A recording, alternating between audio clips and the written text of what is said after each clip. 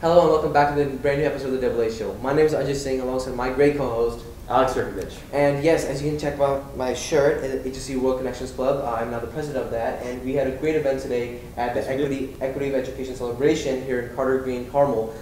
It's an event where marginalized groups were able to get more educational opportunities, and we represented and supported HSE World Connections Club there. Yeah, we had some really great speakers there today, and we also brought along some of our friends. One of them whose name is Rohan Patwardhan. He's a rising senior of the incoming class here at HSE High School, and he wants to go in the biomedical field.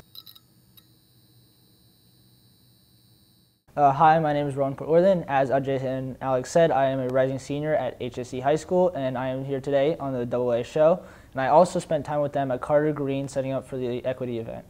Yes, so this is one of our best friends, Rohan Patwardhan. We really wanted to have him on because there's a lot of things that he's been doing this summer that we really want to focus on that he's done to engage in his part of the community in Fishers. And one of those would be, I believe it was called Rising Stars, or SuperKicks. Or Project STEM. SuperKicks and Project STEM, and I think you'd like to elaborate a bit on that. So Project STEM, or known as Indianapolis Project STEM, was a program within IU and IUPUI. And essentially this program is revolving around STEM. You work with a professor within IU or IUPUI, and you're given a project or a research project, and you have to kind of come up with an answer or come up with essentially a reason for a problem. And you spend 8 weeks of the program, starting on June 7th and ending on July 30th this summer, to come up with this problem.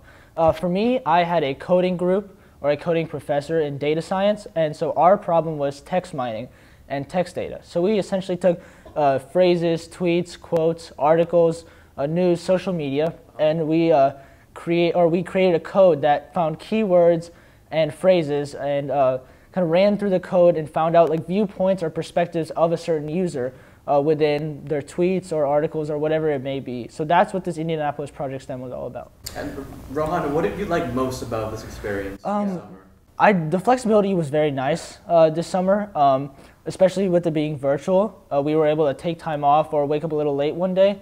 But my favorite part was probably just meeting with the mentor one-on-one or just with a small group of 3. It was extremely nice just knowing these people are interested in the same areas, kind of learning from them. That's one thing I did. We coded in Python, and I learned a lot from my mentors, and I taught them a lot too. So it's a nice teaching experience for your fellow peers and just a learning experience from your mentor looking in that professional area. That's really cool. So even while you were in this pandemic and during the summertime, the IU professors were still able to reach out to you and get you doing this STEM program and allow you to learn more about coding, correct? Yes, yeah. So we actually applied for this program, and we were matched with the professor based on our interest.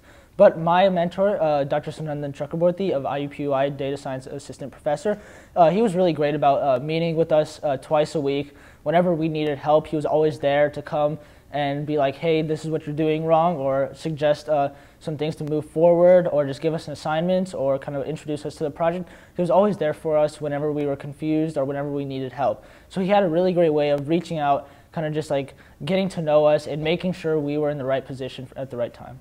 And also one of the things you really liked participating in was reffing the soccer games. For little kids called Rising Stars. Yeah, so could you just elaborate just a little bit more? Sorry, SuperKicks. So we have a program called SuperKicks, and essentially SuperKicks is where you teach 2 to 5-year-olds how to play soccer. So you may think, oh, are they going to do scrimmages? It's more just drills because they are of younger ages. But you kind of give them that developmental soccer skills. It's like learning your ABCs. You start slow and then you go fast. This is the same thing with soccer. You start slow at 2 years old, just figuring out how to kick a ball. But then when you go to the 5-year-olds, they actually learn how to necessarily score goals or dribble around cones or just small things that may seem easy to our population, but to them it's some task that actually is difficult as they're learning and going through this process. So when you're kind of given this opportunity to do SuperKicks, right, with these little kids, why did you feel like you had to do this, or like what made you want to be part of this program? I just love soccer in general. I play soccer, I coach soccer, I ref soccer, I volunteer for a soccer program called TOPSoccer as well. But I just felt like it was a getaway for me, right? There were so many people that I knew within soccer, but this was one thing that I noticed, that I didn't see many people, many familiar faces. So I decided to join, meet new people, try something new. And I really love the program, and program coordinator or Coach Simon, as we all call him, is really nice about like making sure we are comfortable where we are, knowing where each person's going to be or who's coming in at a certain time, and just making us all feel comfortable and a good fit.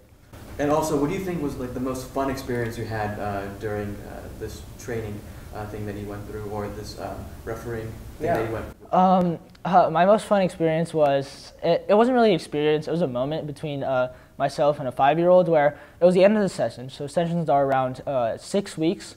And so at the end of the session, this one player was very, very good for his age group, and we wanted to move him up into the next level, into a travel soccer team for his age. And I was the one who actually recommended him to some of the coaches to move up. And his parents found out that I was the one who recommended him, and they told their kid, and their kid came up to me and gave me a big hug and was like, "Thank you so much, like I love you, you are a great coach." And even though that wasn't necessarily an experience, that was a great moment for me, knowing that I impacted a little kid's life. I think that's a great thing, how you had changed that little kid's life, right? It's really inspiring, yeah. You know, sometimes it's that one little push that you need to get to the next step, right?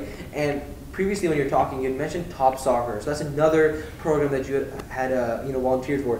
Can you kind of explain what that kind of is? Yeah, so TOPSoccer, I've been participating since the start of sophomore year, so almost 2 years now. But essentially, TOPSoccer is a volunteering program in Indy Premier as well, and it helps disabled and special needs kids play soccer and have a giveaway for the parents for around an hour and a half. And so what we do is we buddy up with a kid, and we kind of take them around. We do drills, we play scrimmages, and we kind of section them in categories, and the higher categories are the ones that are more capable of playing or have less of a disability or are less affected by special needs. And so kind of each kid is catered to by a buddy, where versus SuperKicks, there's 1 or 2 coaches for around 10 kids, but TOPSoccer, it's one-on-one. So you get to learn these skills, you get to do what you want with your kid, or your kid can do what you want with you. It's not a whole program, one focus type of thing, but it's very helpful just knowing all these kids get to see us and have a great time coming to us every Sunday night. I think it's really inspiring and really great what you're doing, engaging you being part of the youth community, helping these people who are in need. And sort of just to wrap up our mini show here today, the finals wrapped up just a few days ago. So I know that you really like talking about the NBA and the NBA finals. So just sort of explain, what are your thoughts about that? My thoughts about the NBA Finals is the Suns had a 2-game lead, and they played their 2 games well, right? And the Bucks didn't really make the necessary adjustments in their first 2 games. So we all thought, hey, they're going to get swept in 4. But the Bucks and Mike Budenholzer made those changes in games 3 and 4, and they were able to tie the series at 2 apiece. And then finally, they were able to take game 5 and 6 because Giannis was unstoppable. He dropped 50 in his final game this season on the Suns and won Finals MVP. And I'm happy Giannis won Finals MVP because the haters can't say anything against him now. It's a nice moment for him in Milwaukee because he also won a championship out of his home stadium where he was drafted. He didn't have to go to a super team, so I love that for him. Yeah, so that's a big thing I've been seeing, super teams and having to go there. And Giannis actually spoke on that. He kind of dissed, I believe, James Harden. I didn't have to go to the super team. I did it the team that drafted me. And so the one big thing with this was obviously the champion. Who's going to win, but it's also that aftermath. So how does this championship affect Giannis's legacy and Chris Paul's legacy? So as we see, Giannis's legacy has just been elevated. Before he was like, oh, can he lead a championship team? Can he be that guy? Can he be that Batman? Because everybody was always dismissing him as a Robin. And he just proved to us that he won the Finals MVP. He is that guy. He can go out and win a championship. And now he's been elevated into the top 5 power forwards of all time. We all thought, no, it's like Dirk Nowitzki, Kevin McHale, Kevin Garnett, and a couple others.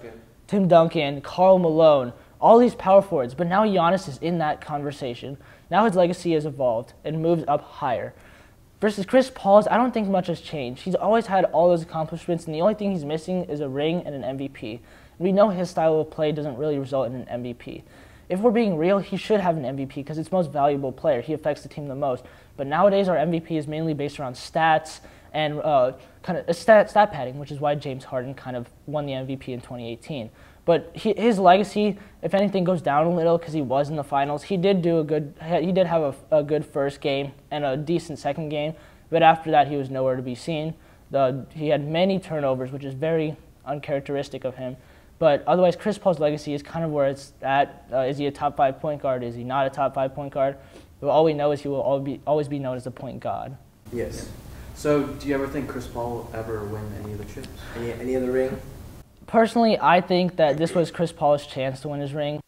He's now going to ask for a lot of money since he just proved himself this season. And if he's asking for a lot of money, it's going to be on a team that has space. And the teams that have cap space aren't necessarily contenders because they sign low-level players.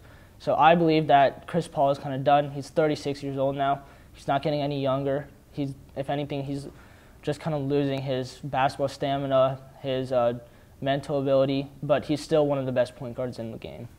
So just to wrap up, my last question regarding the NBA is, so we know that one of your favorite players is Jason Tatum, and he's on the younger side, right? And during this championship series, we saw how D-Book, just 24 years old, he really led that change. Many are comparing him to Kobe, before, and he's already been in the league for 6 years now. And so, what our final question to you is, how do you believe this new age of basketball players is going to come through, and who are going to be the next leaders after LeBron and after KD and after Steph, all gone? So one thing new I noticed about this generation is that all the top stars are pure scorers. If we look back in the 1990s, the stars were all centers and people who were ball dominant but could guard well. Michael Jordan, Kobe Bryant, Shaquille O'Neal, Karl Malone, Hakeem Olajuwon. They're very good scorers, but they're even better defenders, and that's what made them so valuable. But as the league started going on, they started softening on the defensive side and started making the offense much higher. And now we see that all offense is pure scoring. Who can score the most? Assists don't even matter anymore. So I think that this league has done a great thing recently. They've changed the rules. If you look at the Team USA basketball, they're not getting the calls that they normally get in the NBA because the rules are different. Those touch fouls, those ticky-tacky fouls aren't coming in play, and they're having a very hard time winning games and creating that chemistry between the team. And some of the NBA is starting to adopt these rules, which is such a great thing for our league because we can go back to an even game on the offensive-defensive side. And I feel like these new stars that are coming up are going to realize this. And some stars that I feel are going to be big in the next 5 years are Jason Tatum, obviously. Luka Doncic is already a superstar, and he's not even in his prime. Trae Young, Jalen Green, Mikey Williams. I still think that Giannis is going to be very prevalent in our league at this time, and anyone on the OKC Thunder who happens to be drafted as sixth graders, with all their first-round picks. But, I think that as we start to learn, as the league starts to adopt more rules to help the defensive end, our new players will kind of be an equal balance of both offense and defense instead of pure scoring or pure defense. Well, thank you, Rohan, for being on our thank you very show much. Today. If you guys would like to contact us, just feel free to DM us on Instagram or email us. It should be linked in the description. Yep. Besides that, this was it was great to have our best friend on, and thank you. Yep. Thank you for having me. I really appreciate this opportunity. Let's have some fucking fun. Ooh, no more